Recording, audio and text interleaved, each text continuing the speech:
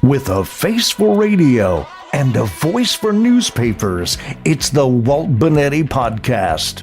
Welcome to episode 16 of the Walt Bonetti Podcast for January 25th. The Walt Bonetti Podcast is brought to you by the Original Italian Pie of Kenner and Compa Donuts. In just a few minutes, I'll be telling you about New Orleans Mayor LaToya Cantrell because she's weighing in on the no-call gate. The redevelopment of Charity Hospital inches closer. A carjacker who didn't know how to drive.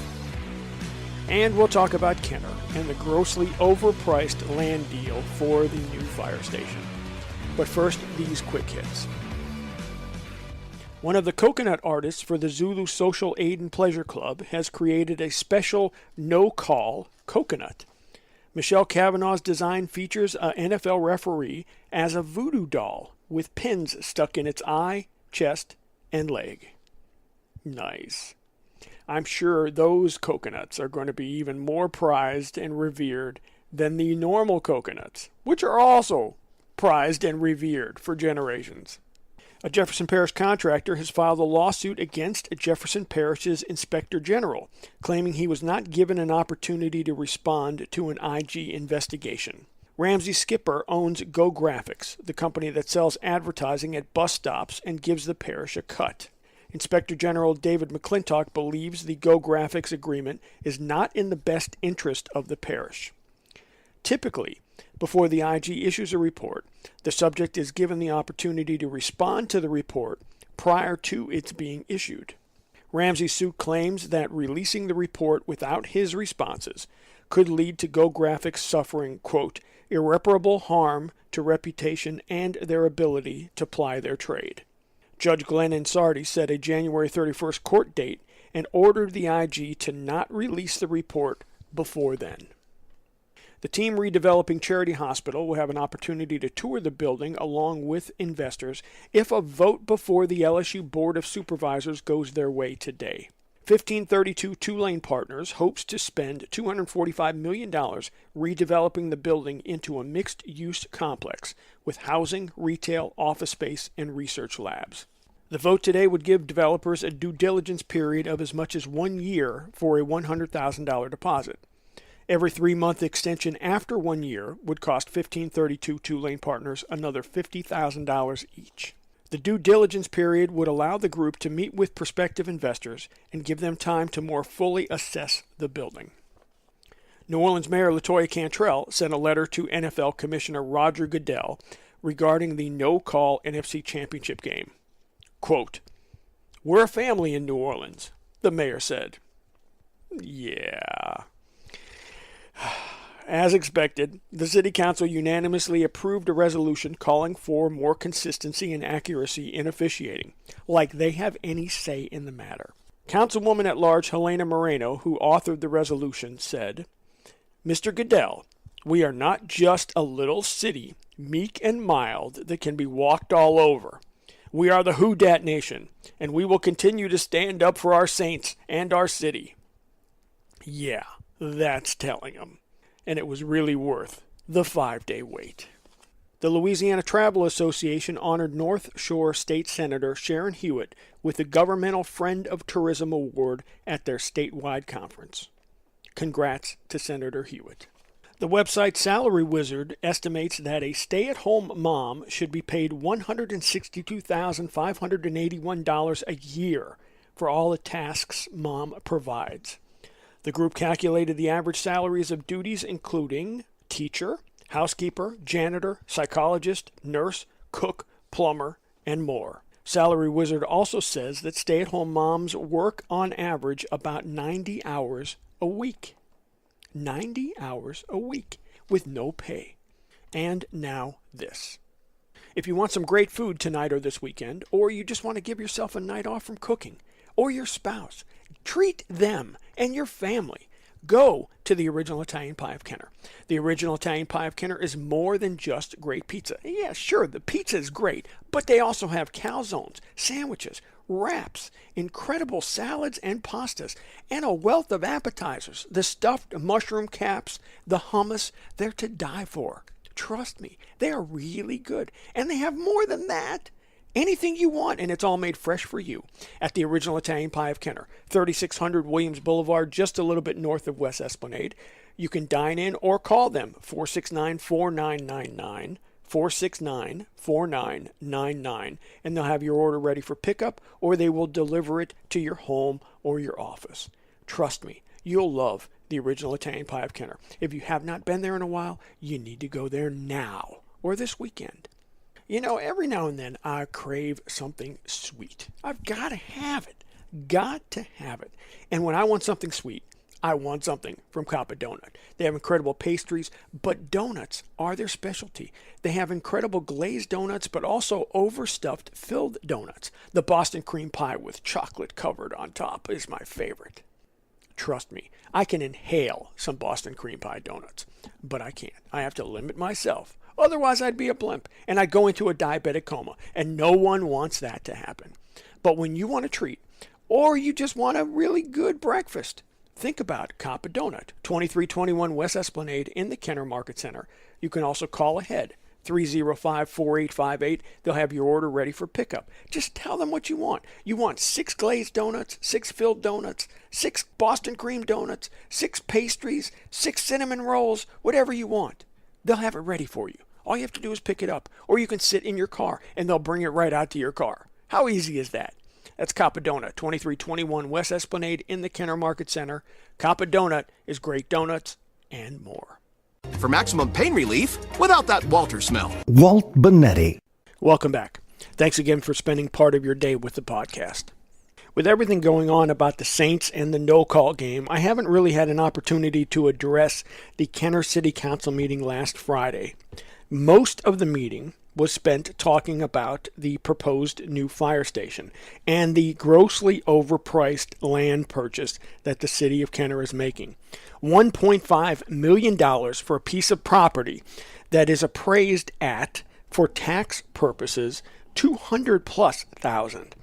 And there were 3 separate appraisals, one by the DOTD for $666,000, one by the city for about $800,000, and one by the owner, which had grossly inflated values.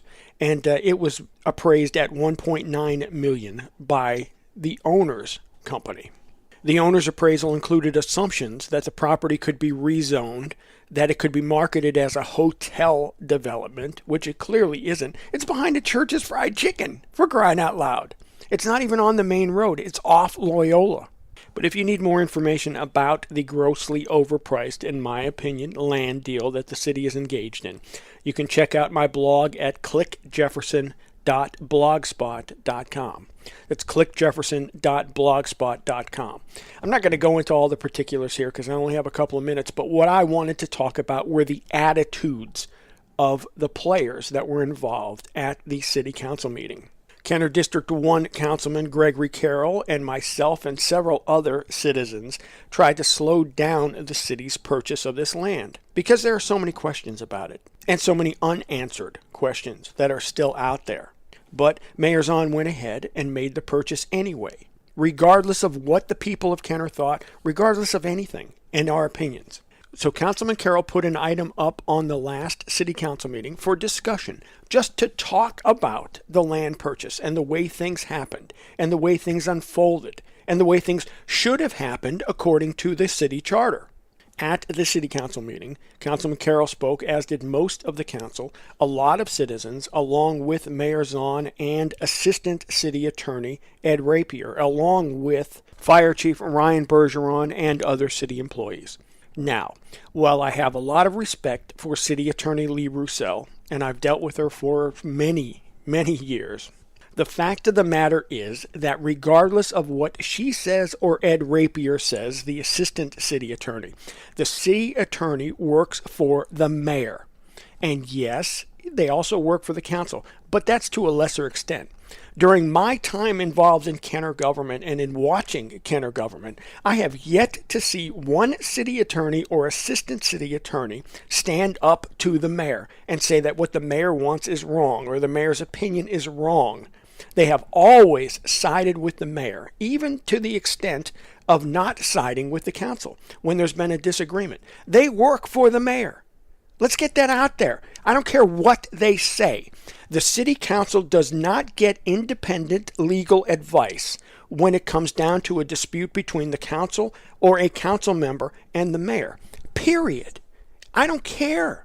It doesn't happen in Kenner. And that's wrong. The other main point that I want to bring up about the council meeting was the attitude of the mayor and the attitude of the administration. Just because a council member has some questions or members of the public have questions, that doesn't mean that the mayor should get upset and think that everything is a personal attack, because it isn't.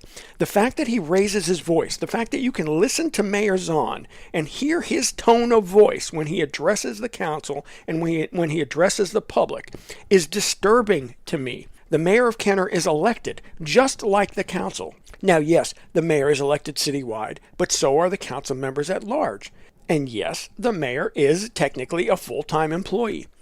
But the fact remains that just because someone questions you or wants additional information or wants answers, that doesn't mean that they're wrong, and that doesn't mean that they're personally attacking you.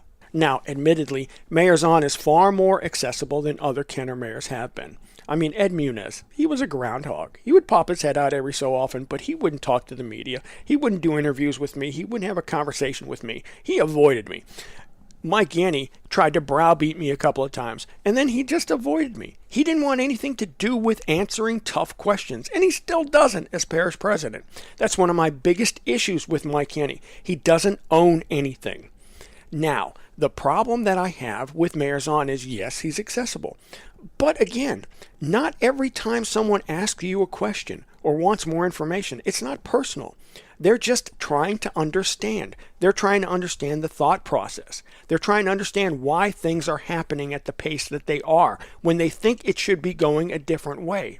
Instead of Mayor Zahn being transparent and opening up to every question and sitting there and being patient and trying to sell this idea of the fire station in its location, the mayor just turned red and got upset and raised his voice and got condescending. It shouldn't be that way. The mayor of Kenner doesn't need to do that. He doesn't need to take cheap shots at citizens or at citizens groups or get into a conflict with a council member who just wants more information so he can do his job. Now, Councilman Carroll does have a full-time job in New Orleans, so he's not accessible as often as other council members during the day that live in Kenner or work in Kenner or are retired. So Councilmember Carroll can't attend every single meeting at the drop of a hat.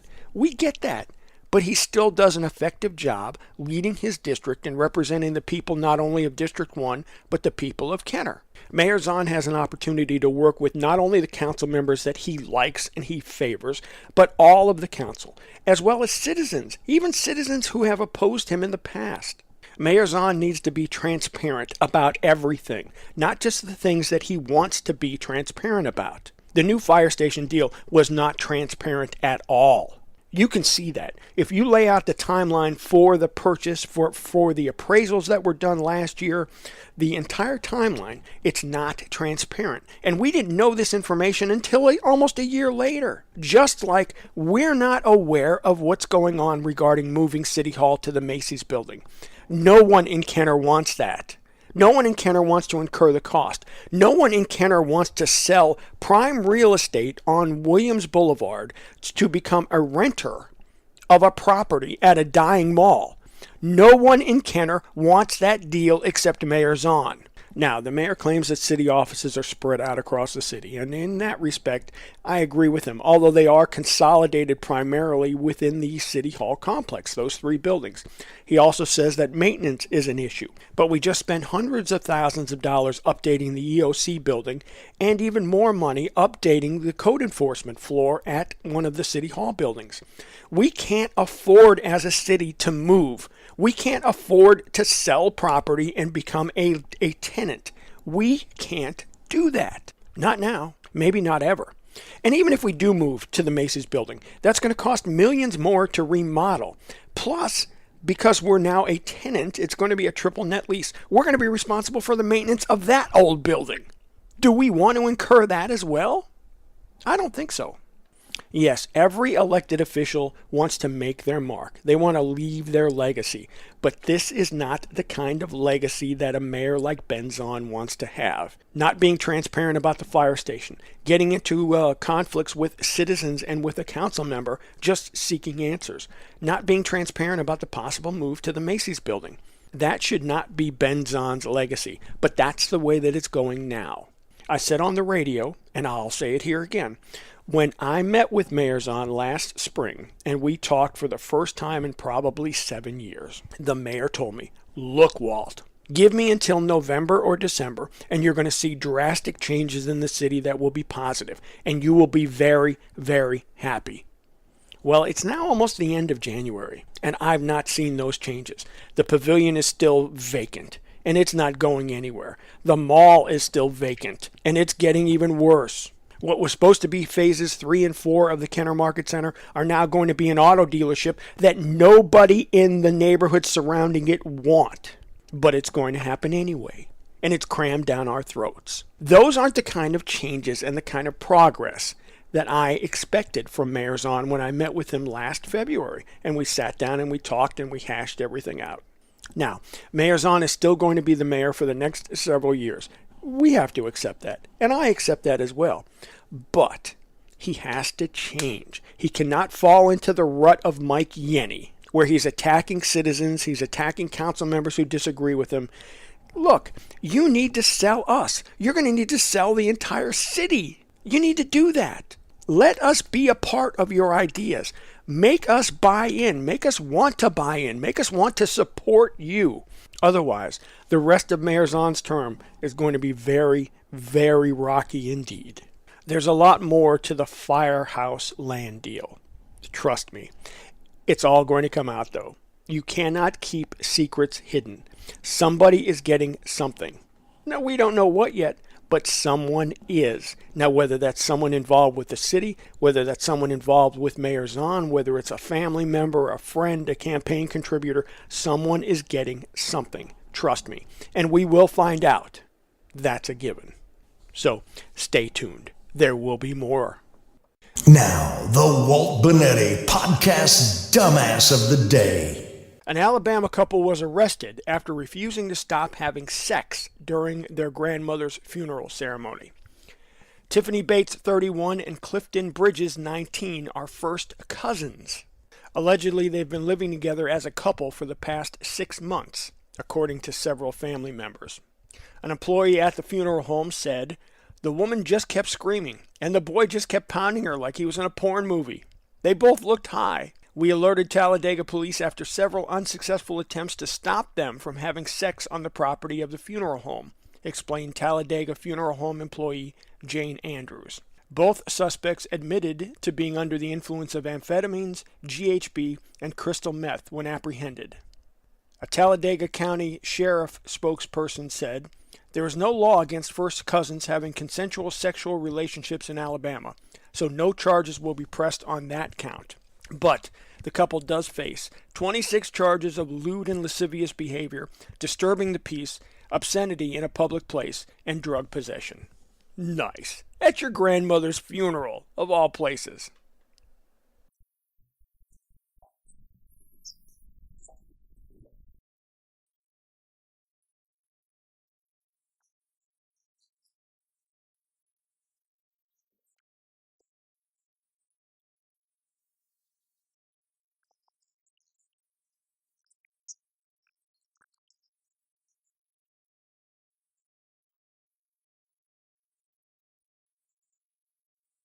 Pittsburgh police are investigating an attempted armed carjacking after it was foiled when the carjacker gave up and fled on foot. The vehicle owner stopped at a house to bring his grandmother some dinner, leaving a friend inside the running car. A man approached with a gun and ordered the friend out of the car. The carjacker repeatedly revved the engine, but was unaware that the car was in park and couldn't figure out why it wasn't moving. He then gave up and fled. Also in Pennsylvania, police in the borough of Hummelstown, population 4,520, say a 14-year-old girl and her 12-year-old sister stole the same car twice in a 4-day span. In the first theft, the car was left running, and was recovered later in the day, but without the keys. The second theft resulted in the stolen car crashing into a parked car. That's why the pair of sisters kept the keys. It's not stealing if you have the keys, right? Well, that puts a wrap on today's podcast. We appreciate you spending some time with us. If you have any comments, questions, suggestions, please email waltbradio@gmail.com. That's waltbradio@gmail.com. Don't forget to support our great sponsors, the Original Italian Pie of Kenner, 3600 Williams Boulevard. You can dine in or call ahead, 469-4999, and they'll have your order ready for pickup, or they will deliver it to your home or your office. If you want some great food, you need to think about the Original Italian Pie of Kenner. And Coppa Donut, 2321 West Esplanade in the Kenner Market Center. Their telephone number is 305-4858. Coppa Donut is great donuts and more.